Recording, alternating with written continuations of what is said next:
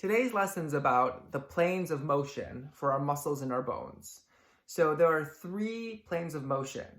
The biggest one that we talk about and that we move in is the sagittal plane. This, for example, is like when our arm goes forward and back. Okay.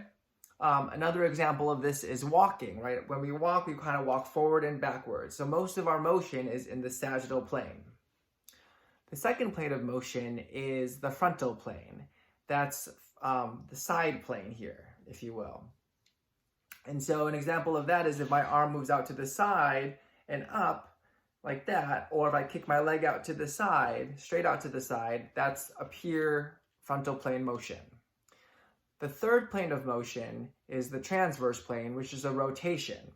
So mostly these joints most joints can rotate, but the ones that we talk about most are our spine, right, when we turn our head, or our shoulder when we rotate up and down like this.